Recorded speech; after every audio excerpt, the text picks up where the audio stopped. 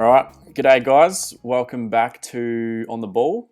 As you can see, Hamish isn't here today. It's just me and Rowey dissecting round 20 of the footy and also round 21 at the end. Other way around. Firstly, what round? 19's just gone. 19's Oh, just gone. shit. We're up to round Wrong, 20. wrong round. Yeah, you can tell we're in the headspace for this one. But yeah, round 19, round 20. How are you, mate? And can you give us a bit of insight on how the Saners went and how they stand? Yeah, Probably I'm not right, mate. a I've good been watching. topic, but No, I'm right. Watching a lot of Olympics at the moment, so I sort of tried to divert my attention away from the footy just because I'm a Saints supporter at the moment. It's probably our first loss of the season where we come away, we're not, burning our memberships. It was one of Carlton's, let's say, honourable losses. Still, obviously, you would have loved to get the win there. We definitely could have won that game, but look, at the end of the day, we've had a lot worse losses this year. It's probably that year where, this isn't one of the ones that we're going to, we're going to sulk about. So, it's not a great position when you have to, when you're in this mindset of following a loss, when you're not all that negative, but at the same time, it's nice to not want to kill myself come Wednesday, and you know that you're about to have to go through another week of watching them again. yeah, and a huge breakout game from Maxi King. Finally showing that he probably is the best prospect in that super draft, arguably. Yeah, we'll go through round 19. Have you done like winners and losers or? Yes, I've got about 4 winners and 4 losers jotted down here, All so I right, can probably just run through them if you kick it off. Kick it off with a couple winners. too easy. So I'll kick it off with North Melbourne over the Blues. This was great to see, considering I think a lot of fans like myself like to see Carlton fail, given we've been on the same sort of path for many years now. So it was great to see North get up and just sort of show that they're not the worst side in the competition. They're not going to be the worst side the AFL's ever seen, which is what many people dubbed them to be prior to the year. They do have a lot of young talent that's coming through. And, they've also been able to transform a few of their players. So we've seen Taron Thomas, who probably, was probably got 3 votes on the weekend, or at least got one, with 23 touches, 5 tackles, and 4 goals. That is an absolutely domination in the midfield there. So he was in that super draft that we often talk about. We don't really talk about him. It's definitely about time we start talking about it. But the man that tore him apart was none other than the Suvlaki. He actually managed to rack up 20 as well. So he wasn't just cherry picking him out of the goal square. So obviously bagged 7. He bagged a lot more at the Lucky Cock when I saw him last. But so he was awesome for them. Aaron Hall's obviously been a revelation of halfback for them. He was outstanding again. And it was just the likes of, Cunnington, Simpkin, all these bulls in the midfield that just got the job done for them. The Dogs as well, big win over the Ds. Ended the D's run against top 8 teams. It was probably, bound to come to an end at some stage. So it was good to see the Dogs get a win there. I think a few people have been a little bit skeptical, in the past sort of month or two. Are they like, a top 2 team? Like, what are they? Are they just, just a finals team and all that? Oh, sorry, no, just a top 4 team is probably a more sensible way of saying it. But they stamp themselves as probably, top 2 teams in the comp. So that was a really solid performance by them. No better time to peak than just before finals and coming to finals. So very handy win for them. The Cats as well over Richmond, didn't succumb to the pressure of playing a type of Richmond that everyone, half suspected to actually get up because, we all know who Richmond are and what they can do. So good on the Cats for getting the job done when they needed to, and also the Giants keeping their finals hopes alive against the Bombers. Massive win there. They'd be a very frustrating team to follow, the Giants. There's not many people we can ask about that. But, they seem to they make it very hard for themselves in terms of their season, especially this year. They've lost a lot of easy ones, or even drawn that one against North. But then they win these top ones when they really, really need to. So it's a bit of heart and mouth situation for them, but it's good to see them get up. Yeah, I think the Bombers and Giants are probably the top two most frustrating Yeah. sides if you're a fan of those sides. But good to see Nick Larkey getting things done on Chapel Street. I think Kane Corns said earlier in the season that North were the worst side of all time or something. So Oh, he's a nuffy. he was copping some abuse on Twitter, like he always does. Don't think many people cop more abuse than he does. What's But your opinion of Kane Corns, given you're a Port fan? yeah, well, I don't hate him because he's a Port legend. So Yeah. I just kind of, but I'll Yeah. stay out the way. I don't back him up because he does make some shit calls. But Very sensible. yeah, Yeah. but to be fair, I respect that he just doesn't give a fuck what people think, and he just makes all the controversial calls. A little bit of respect there for it. But yeah, didn't get to watch the Melbourne Bulldogs game, unfortunately. Family movie night that night. But yeah, I expected the D's to win that, so that's thrown a spanner in my ladder predictions, which we'll get to in a bit. But yeah, quite a few big results. The Swannies as well, they're looking really good. I'm actually worried about Port dropping down to sixth now because of them. Mm. But yeah, we'll see. We'll move on to some losers. You can kick it off again. Yep. Beauty. So yeah, one same game is it. Wait, these are all pretty much the same games actually, apart from maybe one of them. So Carlton was obviously a huge Yep. loser this weekend, probably the biggest one. They just didn't. They just thought, nah, we're not playing finals this year. We can have a crack next year. They just didn't turn up. Well, I mean, lots of it was effort on the weekend. It was, remnants of what I'd seen from St Kilda early in the year. I think they particularly pointed out one goal. I can't remember who it was or what quarter it was, but Carlton were just, the defenders were just walking, and I think they ended up having, I think the North player just walked through like three plays. It was about 50 out, and they ended up kicking the goal. But Carlton just looked disinterested and didn't look like they wanted to show any fight. So definitely not promising for them. Given that they were, if they won this game, they won this weekend. There were being whispers about finals chances potentially coming to fruition, but apparently not. They just didn't look like showing up. There's only about 4 or 5 blokes over 20 touches, which is just never a good sign. They got beaten in all stats around the ground, basically. So they just got dominated by the 18th team of the competition. So, yeah, I'm not sure how this is going to fare in the review, but it's just on to next year for Carlton, which is something that just something that fans have been saying for the last sort of 8-9 years. So it's unfortunate for them, but yeah, they're obviously a big loss around the weekend. Gold Coast as well, I think, who did have a massive opportunity to upset Brisbane, which would not only cause upsets in the top 8, but just give themselves a sense of pride, a sense of accomplishment. We've toppled over one of the big teams in the competition that we've got a huge rivalry against. They had a very sizable margin. I think it was 53-24 at one point, and 60-33. So it ended up being a 50-point loss, which is a huge turnaround. And I think it's now got to the point where, look, if this continues into next season, where Gold Coast are fading in the second half of not just seasons but games, then it's obviously a real worry. These guys, look, they are still young, but they're getting older. So really want to see some improvement for them because that was pretty disappointing. Richmond as well, obviously they lost Dusty, but if they threw Shea in the middle there, he was shocking for not only SuperCoach but just impact on the game. He was no good in there. They just didn't look like they have any spark, Richmond. I think it's now actually coming to the time where I think we are starting to lose. We are starting to just about say, look, the Richmond that we all know is probably gone now.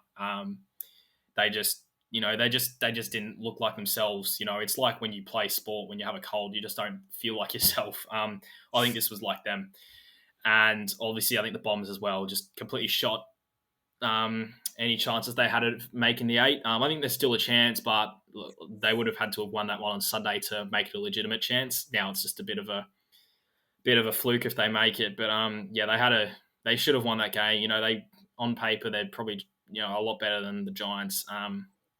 But yeah, unfortunately, couldn't quite get it done. And that's, I mean, it's not all doom and gloom for them because this was meant to be a rebuild season and they have already exceeded expectations. Got a lot of young talent coming through.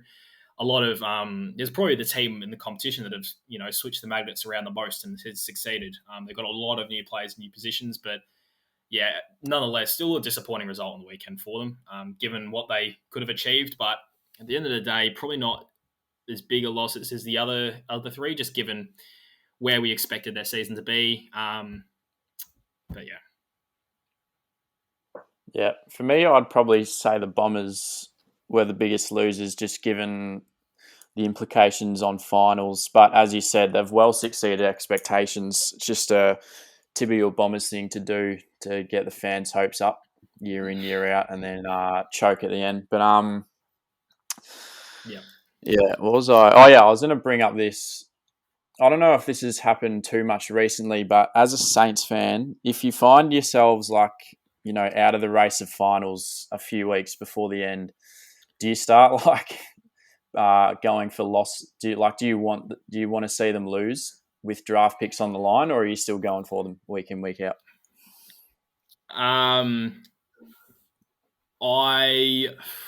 You see, look, it's if you're a team around the Saints range where it's like you're either going to get pick 5 or 6 or 7. I Yeah, think just go for the wins. Look, you want to attract. You don't want to. You're not going to attract. First of all, it's not just draft picks you're getting in the club; it's players you're trying to attract. It's going to be very hard to attract players if you're tanking as a club, because that could well go into following seasons. And at the end of the day, there's nothing to say that pick 5 is going to be better than pick 6 or 7. We all know that some of the best picks come in like the 60s and the 70s, as we've seen in these redrafts. So no, I personally wouldn't. Say it's like round 23 and you're last and and go you for pick one. need to lose. Yeah, exactly. You need to lose by like a certain amount. I would like to tell the players, look, just give the young boys a go, see how they go this week, and if we caught the big loss, it means we get pick 1. If we don't, Yeah, then it shows the young boys shine. But yeah, that's probably the only situation where I'd say, look, we'll try a few things around. It probably won't work, but we'll cop pick 1. That's the only time I would, because apart from that and like securing pick 1, I don't see. I think it can have more disastrous effects, because then you look at like the whole sort of media side of it and the club image and all that, and if you are really sort of shown up for tanking, it almost creates a flow-on effect for the whole AFL, and multitude of teams would start doing it. It's probably like diving in the soccer, how that happened. One bloke did it, got free kick, goal. Every team started yeah, doing it, and every player did. Now it's happening every game. So, no, I'd be wanting us to have a crack every game. yeah. I completely agree there. All right, I reckon we do our predicted top 8s, and then Yep, also I reckon we go premiers and runners up as well, just to add a bit of sounds spice. good. So I'll kick off with my top 8. My top 4 has changed around a lot actually after that Bulldogs game. So I've got Geelong on top and Bulldogs second. And I've got Port third. I've actually done my ladder prediction on the AFL website. So Yep. that little thing involves us beating the Dogs in round 23, which obviously Okay. might not happen. But and I've got the D's in fourth, because if they've got to play the Cats at Simmons, the Eagles in Perth, and I think one other relatively tough one. And we've seen that they can drop games to pretty much anyone. So I think if they drop 1 or 2 more, they could see themselves all the way down at fourth. But I still believe they're genuine contenders. And then I got Brizzy, Sydney, West Coast, and Tigers. I reckon they'll sneak in. And premiers, I'll go non-biased. I'll go Geelong premiers, or Brisbane runners up. Oh, like that. A few people are starting to jump off the Brisbane bandwagon. I know they've just got up over the Suns, but I think it's the form hasn't been there the last few weeks, so that's interesting. But I did this the other day as well, and good friend Tyler Reid sent me his, so I thought I'd return the favour. So I did every game from here. So I've got the Dogs in it finishing on top. I've got the Cats in at second, the D's at third, and the Lions at fourth. And then I've just got Sydney pipping Port on percentage by about Percentage. 1.5. Well, 1.5. Look, it's all of Port's losses to top 8 teams. We got flogged at the start of the year. That was it. But Yeah. Sydney, then Port, then Richmond, then West Coast. I think I've got Richmond. Yeah, I've got Richmond ahead of West Coast there. I think, look, they are a chance to win all their games coming up. They're probably going to be. This is going to be the toughest game of their games coming up, and it's against Freo at Optus. Freo obviously now have Walters and Fife out. So they're without stars as well. If you look at the firepower of the Tigers up forward, with Jack and Lynch, down back, you've still got the troops, and in the midfield, you've still got the likes of Edwards, Lambert, Bolton, and all that. So I think the Tigers will be too much there, and then after that they've got North Melbourne, which you hope they get the job done over. GWS, which will obviously be a tight one, and then Hawthorn. So they've got some very winnable games coming up, hence why they're in there.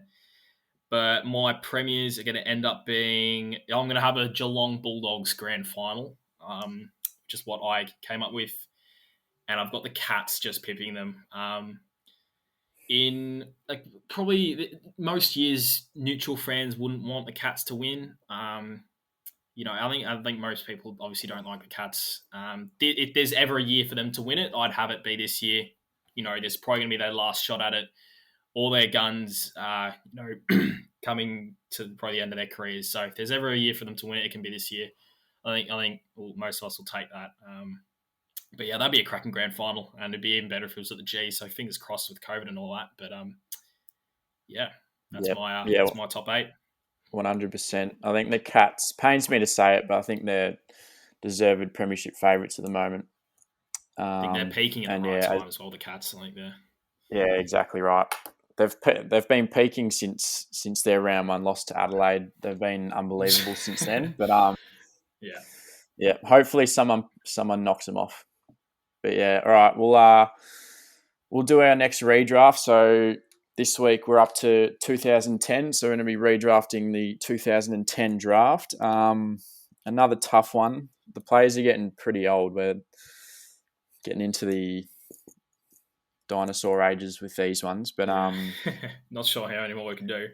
Yeah, I mean, I want to get to 2006 just so I can show a bit of love to the Port lads. But you can go first, mate. Kick us off. Have you got honourable mentions or just top 10? I do have honourable mentions, so I'll list them off first very quickly. So I've got the number 1 draft pick from that year in there, David Swallow. There are some very quality names in here. Tom McDonald, Paul Seedsman, Brodie Smith, Jamie Cripps, Jeremy Howe. They're the honourable mentions I've got written down. At number 10, I'm going to kick us off with Jared Lyons, whose career didn't really go off to a great start. It's only really what he's done at Brisbane, which has been huge for them. And he's very much one of the reasons why they're now obviously been premiership contenders for the last few years. It hasn't just been Lachie Neale in that midfield. Lyons has been doing a lot of the bulk work in there. If you take him out of that midfield, it's actually a bigger hole than I think people realise to fill. And because, he's just the standard 25 touches, truckload of tackles. So, yeah, if you take him out of there, all the pressure goes to Neale, and there's no one else really you could throw in there that you can properly rely on, I don't think. So while he is only really in there based on what he's done at Brisbane, I still think it's worthy enough because I think that I'm also going to factor in the next few years. I think he'll obviously probably be the same player for the next couple of years, and while Brisbane are going for that premiership, so I think if we count for the next 2 years coming up, he's going to have one of the biggest impacts out of all these guys on this list. So at number 9, I've got Cam Guthrie, obviously probably having a career best year, but he's just been a soldier for the whole time he's been at Geelong. Doesn't have like a big resume or anything. He's barely got anything on it, but he's just been a quality player for this long. We all know that.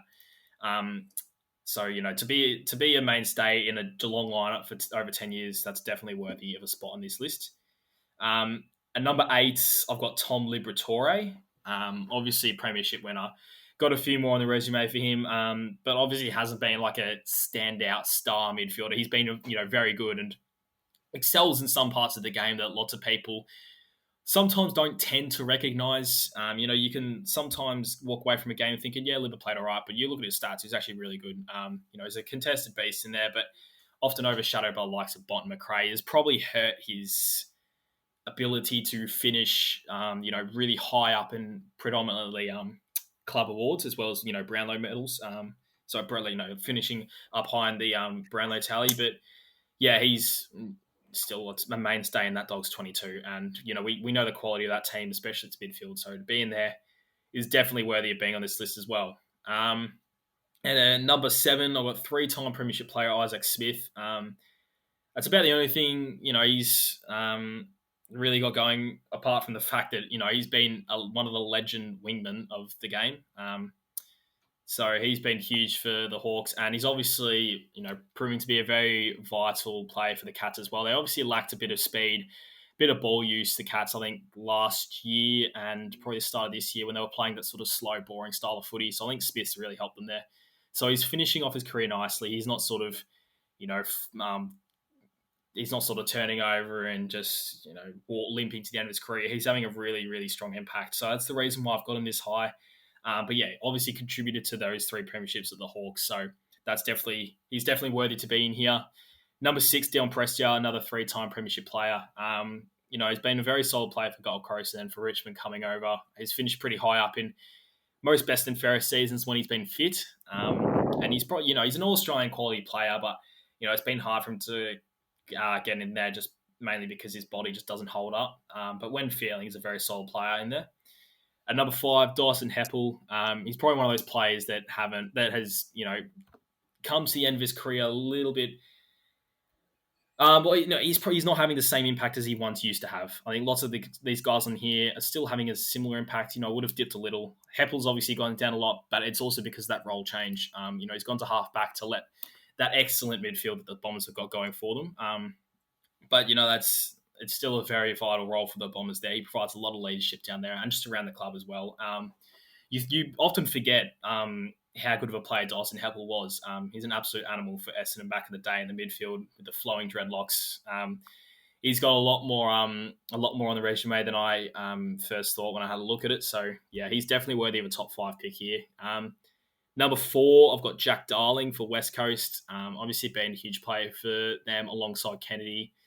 We always talk about how important tall forwards are, and that's one of the reasons why he's this high up. Obviously, 2018 premiership as well nearly costed them in the last sort of minute or two when he dropped that sitter in front of the goals. But no, he's been a very important player for them, and without him, most of the focus is on Kennedy, and not sure how far they would have gone with them with just him by himself. And number 3, we've got another Eagle in Andrew Gaff. Obviously, been a quality wingman for so many years now. A couple of All-Australians. You just know what you're going to get from him. He can easily rack up 30 touches. I know they're pretty cheap, but, you've got to respect someone that can put in all the hard yards as he can. He can run all day. And like I said, he played 22 games for you every season. So he's been an absolute quality player for them. A lot of high finishes, in their best and fairest. And yeah, like I said, he's been an absolute mainstay in such a successful Eagles outfit for so many years. Number 2, I've got your SuperCoach non-favourite, Luke Parker. He's obviously been an absolute animal for the Swans for so many years now. Such a gun to watch. He's obviously slowly coming to the end of his career and, letting the young boys start to have a bit more of an impact, but he's been so good for them over the years. Obviously BNFs, all Australians, really high finishes in BNFs when he hasn't won them, and just an absolute leader around the club. So he's been one of the picks of this draft. I think it was late. I think it was sort of around the 40s. So that was an absolute steal. But number 1 has got to go. One of my least favourite players in Tom Lynch, but unfortunately I can't pass it up. He's not only the best tall forward in this draft, but he's probably the best player.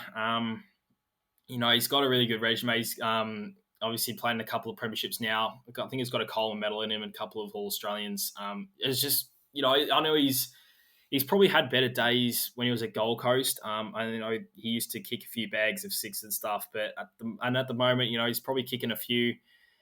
But yeah, the bags come a little bit less often for him now. But at the same time, he's contributed to 2 premierships, and he's still been a very, very, very good player for Gold Coast and Richmond over the years. We know how important tall forwards are, and he's carried Gold Coast team for so long in terms of converting goals. And he's doing the same at Richmond now alongside Jack, so that's been very handy for them. So to have that 2-pronged attack in Richmond has just made them unstoppable for those couple of years, and was probably worthy of this number 1 spot just because of how important tall forwards are. A lot harder to come by. But yeah, unfortunately, I'm going to have to round it off with Tom Lynch because, I think he's just got to be number one for me. Yep, fair enough. My list is pretty similar. I've got one change in that Jared Lyons was my 11th man, and I went with Jeremy Howe. That was a toss-up, but I just think Howe's been an elite player in his position for a I was number of doing the years. exact So, same. yeah, that was a tough one. But, yeah, so I've got Jeremy Howe at number 10. Great defender, loves a hanger. Has had trouble with injuries. Would potentially be higher on the list if he hadn't, but either way, he's a gun. And I think is he coming back this week, or is that just complete I'm not bullshit? 100% I swear I sure. saw something about his return, but that could be wrong. If I was Um, Collingwood, I'd probably rest him till next year, but each their yeah, own. you'd think so. Number 9, Cam Guthrie. He's kind of similar to Jared Lyons, just being a role player, probably a little bit better in a better team. But the last 2 seasons, he's absolutely broken out and became an absolute weapon. All Australian last season, and I'm sure he'll have a number more elite years ahead of him. Number 8, Dion Prestia. I think he's kind of overrated just because of his premierships. I just think there's a lot of other midfielders that are better than him on this list. He has struggled with injuries as well, which is a bit stiff. But number 7, I've actually gone Andrew Gaff. I've just given the nod basically to the inside midfielders over the wingmen in this case. And I don't like him because of what he did to Brayshaw, but can't judge his ability on that. But yeah, he's obviously a gun, as you said, been one of the most consistent players for like the last 6 years. Number 6, Dyson Heppel, extremely underrated, was a gun midfielder for like 4 years in a row, and would have been 5 if he didn't have to miss 2015 or whatever, 2013 or whatever it was, because of that saga. But yeah, underrated gun, and his body's probably worn down a bit over the last couple of years, which is why he's moved to half back. But he's still a weapon and one of their best players. Number 5, I've actually gone Libba. I just think what he brings to the table is really unique, and not many players out there can do it. He's just an absolute clearance beast and an underrated player because of that. We've seen when you take him out of the Dogs midfield, they struggle with the clearances, especially considering they don't have a good ruckman. So he's been a key component there, and obviously won a premiership. Number 4, Jack Darling. I rate him quite highly. He's got an All-Australian as well, key forward, so he's got to be right up there. And then 3, I've gone Isaac Smith. This is purely because of his team accolades. I mean, he has been a gun wingman for like 10 years, but he's like a better version of Brad Hill. But 3 flags in a row. Not much more you can ask for. Number 2, I've actually swapped him. I've gone Lynch at 2. He's arguably more valuable than Parker, but I don't know. Luke Parker's just been an absolute gun for them. He's won a flag, numerous best and fairest, just gun midfielder who can impact the scoreboard as well, which not many other midfielders can do for like the last 8 to 9 years. So I think he's deserving of the number 1 spot. But yeah, overall, pretty good draft class, to be honest. That was a tough one. Yeah, very solid. It was very solid around the board. I think the honourable mentions were very stiff not to get in there. Look at the likes of, like I said, Tom McDonald, Paul Seatsman, Brodie Smith, Jamie Cripps. Cripps is obviously a premiership player in there, and all the others have been very close to it as well. I think they've all played in grand finals, except for T-Mac, but he's played in the prelim. That one was a very tough one. It's very even across the board, but yeah, agree with you on the Parker one. Could definitely have him at 1. He's been an absolute beast for him. Yeah, no, I had a soft spot for him as well as a Swans man, and I love the way he goes about it. And as you said, we all hate Tom Lynch, so he can take a back seat in my rankings. But all right. Do you want to? We'll do SuperCoach. I've been dreading this, but Right. I think I noticed you had a decent week this week, so we'll let you kick it off with how you went. Yeah, well, it was, I'd had a shocking like previous few weeks, so it was nice to go okay. It went 2-4-7-7. Had used 2 trades. I climbed in the ranks, so back up into 2,839. So back into the top 3K. Want to probably try and keep that, but I've now got no trades left. I'm going to use my last one to go Coleman Jones up to Rowan Marshall, and Cody goes onto the bench. So finally, I've got no one in this team under 400k. So, we've got the likes of Nick Haynes and Bolton, the 2 poorest players by far in this team. Apart from that, it's basically all primos. So I'm happy with that. But yeah, in terms of how the week went, really happy with the likes of Daniel and Whitfield. Basically, my whole defence, apart from Haynes, turned up, which was handy. Very handy. I nailed the captaincy too on McRae, getting 146.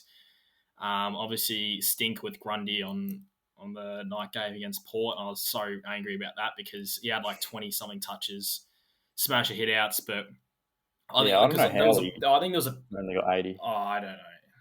I think there was a period of time, so I had to go as well. He got 80, which was so frustrating because he also could have had 100 in terms of stats. But I think it was probably about 6 or 7 touches between them in a row that were genuine direct turnovers. It was the most infuriating game. I was punching my bed and everything. It was so annoying. But no, I was so happy that McRae did well because I was tossing up between him, Oliver, and Titch. And early on, I thought, oh my God, Oliver's going to get 200 again. I should have known this. He's a beast in the wet, but, never doubt McRae. Pipped him by 2 points. He's an absolute animal. The question this week is, who do you go out of him and Bont over for the Crows? But we'll wait and see on that one. But yeah, disappointing from Merritt and Kelly and Lyons ever since you got him in. You've paused him. But yeah, shout out to the worst inclusion of the week, and Shea Bolton got 42. That was fucking joke. Hey, I just kept on calling him the worst player I've ever seen on when I was watching him because I needed him for Sportsbet and for Supercoach. So yeah, it was infuriating to watch. But managed to make finals in all my leagues, which was handy because I was 9th in 2 of them, even though I was top 4 in points scored. So three finishes of 7th and 1 third. So I'll take that. So coming into this week, team's finally fully set. No trades. Just gonna have to ride at home. Some handy bench cover, though. We've got the likes of Connolly, Bramble, Bianco, Cody Waitman. They're all playing, or Nathan Murphy as well. They're all playing and hopefully not going to go anytime soon. So we'll see what happens there. What about yourself? I'm not too sure if you're still fielding 22 or not. But yeah, so as we know, I burned all my trades like 3 weeks ago, and I had Martin, Langford, Mills, etc. on the bench. So I had 2 donuts on field this week. Pulled a 2-2-70, which considering I had 2 donuts wasn't like dreadful. But I mean, Jared Lyons fraud, Lockie Neal fraud, Merritt, Kelly, they're all frauds. Yeah, down to 2,100.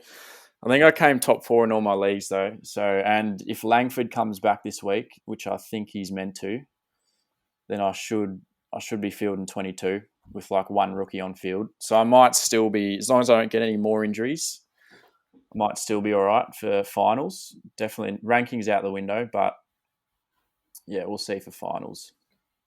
But yeah, I'm probably just going to chuck the VC on Boki each week now because I've pretty much given up. But yeah. What did you say you were ranked? 22. I'll just quickly get up. I'm now 2,839. So I'm coming for you. But okay. We're both out of trades. Yeah, so this time next week you'll have me, mate. We'll see. At least we're not. I think this is probably a good week for Hammer to miss because I think he missed out in finals. So yeah, I think he scored like another 1,900 from from Hugh Janus. All right, we'll move swiftly on from that. We'll finish off with the handicaps, betting lines, whatever you want to call it, and we'll just go for the ones that aren't out yet. We'll just do our tips, which is the Melbourne game and the Port game. So, Saints Carlton. Saints minus 12.5 at Marvel. I'm gonna go Saints. I'm going Uh, Saints. no, back the Saints. Back the Saints. Yeah, They've got Charlie Curnow back, which is I'm kind of worried because he's the type of player that'll kick five on us. But if he's not kicking goals, then I think we should hopefully get this one home. But we'll wait and see. yeah. I think Maxi King might have a You'd hope so. huge game. He usually plays well against Carlton. So yeah. Yeah, back it up with another 6 goals. You'd love to see it. Yeah. Doggies in Ballarat against Adelaide minus 36.5. Fucking hell.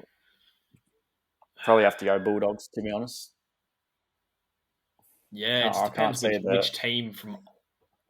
It depends which team from either of them shows up. I I can't might see the have to Crows coming go. to Ballarat and doing anything. So I'm going Doggies. Yeah, I'll join you there. I'll go Dogs as well. This one's interesting actually because North Geelong in Tassie, North plus 31.5 in great form, but probably the best team in the comp.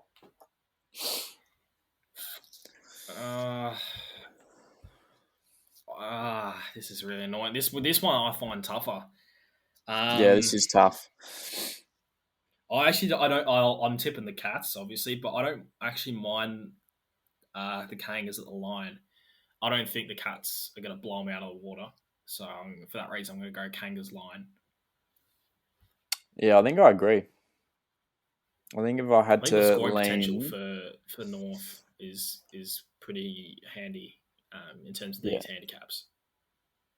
Although the Cunnington news doesn't bode well, but I think I'll go North as well. Pies West Coast, MCG, Pies plus 7.5. Pies are At the meant to get a few players G. back. This is a big game actually in terms of West Coast season. This is huge. Who's back for the Pies? I think they're getting Maine back. I think they're getting. I read the in the mix, and they basically dropped 4 rookies for 4, best 22 players. So I'll get it up. I might. This is a really tough one, actually. Jeez, I'm gonna the line's go. always. Yeah, I'm gonna go Collingwood and also Collingwood to win. Okay, yeah, I don't mind that. Yeah, As we all know, Jeremy the West Howe's in the Coast. in the mix. Yeah, okay. I'm trying to get it up now. Who else was in there? I'll have a Howe, look. Main, Hoskin, Elliott, and Sire. Okay, so it's 3 more experienced players than the guys going out, except for Pendlebury. So Yeah, yeah, I actually don't mind the Pies there. I might jump on them with you. yeah, and we've seen West Coast have been pretty shit away from home this year, so hopefully Or the just shit Pies in can general for most of the one there. season. Yeah, except for when they played Port and played off their heads. But Don's Swans at is this at Marvel? Oh, it's at the Gabba. What's going on there? Interesting. All right, Don Swans at the Gabba. Essendon plus 18.5. Ooh, plus 18. Might have to back the Swans. I like their scoring power as well, especially the fact that Buddy's now playing. He's got an Yeah, incredible record against the Swans. Against the Bombers. So yeah, I'm gonna have to be backing the mate. Swans there. The Bombers have been so stiff with this one. The fact they have to play it at the Gabba and Franklin got Yeah, off and very now with stiff Buddy. there. Do you think he should have gotten off, or do you think he should be suspended? I need to have a look at it again, but I'm pretty sure I reckon he should have been suspended because it looked like it was I intentional. agree. Did Yeah, they grade it as yeah. intentional I think it was. or I careless? think it was like. I think it was about the impact that they because I think it was. I can't remember quite what it was, but I think it was to do with the impact. But that could be wrong. It's just that They word's they floating around in my downgraded head. the impact at the tribunal from medium to low, but I thought if it was But it could intentional and high, very yeah. even if it was low impact, I thought that was still a week. So they must It have could done it very as well have careless. been. It could very well have been high impact. But I think the precedent was set when I don't know if it was this year when the Richmond. I think it might have been Asprey who chucked an elbow back into a Carlton player. And didn't actually get And got off. off. Sorry, no, it didn't get suspended. Yeah. So I think they just used that as an example, and that was it, because it was a very similar case. So yeah, I think he Yeah. should have been suspended too. But at the end of the day, there you go. Yeah. Yeah. I reckon he should have been, but yeah. So in terms of that line, did you say Swans? Yeah, I said Swans. Yeah, Yeah, and they get Callum Mills back as well, so I'm definitely going with the Swans there. Actually, do they? yeah. So, and I'm actually not too sure if they get him back this week. I think it might be next week. hopefully it is because that means I'm Toby Green's still out as well. yeah. But yeah, I don't know about that one. But Don't quote anyway, me on that, but yeah, could be wrong. Hawthorn Brisbane in Tassie plus 28.5. Every time I back Hawks, they screw. I tip them against the Crows and they stiff me. Hawks are tough to tip. They are very tough to tip because they're either shit or mediocre enough to win, or make it close. So, now this one's what was the line again? Sorry, 28.5. 28. I can see the Lions winning, but by like 20 points, maybe 25. So I might just jump on the Hawks line. It's Hawks. a tough one. This actually, I don't know. Actually, no. I'll go Lions. I hate Hawks. I hate what they've done for my tipping this year, and embarrassing me on this segment. So I'm gonna go Lions. Yeah, I'm going to go Lions as well. Just seeing what they did to Gold Coast last week, who were actually Yeah, a exactly. form team as well. Yeah, I think the Lions will be too good. And then Yep. we've got Freo Richmond in Perth plus 9.5. Freo's way. Oh, that's hard. I'm probably going Richmond. Yeah, I'm gonna go Richmond too. I think outs of Fife and Walters are gonna make it tough. I know Walters doesn't have the best year, but at the same time, you look at the amount of firepower that Richmond still has, and it far exceeds Freo's right now and what they're going to line up on the weekend. So I'm going to go Richmond here. I think they're going to bounce back well and going to show everyone they're still going to make finals. Yeah, I agree there. All right, now we'll just do our tips. These are both pretty easy. Potentially Gold Coast, Melbourne. So yeah, we don't know where they are, but that'll definitely be a Melbourne tip for myself. Yeah, Melbourne here as well. And then GWS Port. I think the rumours are it's going to be in Canberra, but I will still be tipping Port in a head-to-head. Yeah, got to go Port as well. I think given that we don't lose it'll to be a day where to the teams that aren't in the top 5. Yeah, 100%. I think it'll be a day where the tall forwards kick it for you, like Dixon and Georgiades and Marshall. I think they'll kick it back together. Hopefully. All right. I think that about ends it. Have you got anything else to say about St Kilda or just anything? Just don't lose to Carlton, please. I want to bury the dagger further into their bodies, because just of how funny it is to watch them lose. Because when they beat a side like, I was going to say North Melbourne, but I obviously lost them. When they beat a very lower end team, they think they're playing finals, but when they lose, they jump off them quicker than. Well, I don't know, but they jump off them very quickly, which is quite funny. So, I'd love to see us ruin their egos for a long time. I'll be watching that at the Globe, so I might be watching 3 screens at once, but we'll wait and see. And you just know that the Carlton fans who don't actually watch the footy will be chucking the win up on their Instagram stories if they do get up. So we can't be having that. All of us Saints fans as well. that is true, but hopefully the Saints get up there and hopefully Port get up as well. Cheers for watching and have a good one.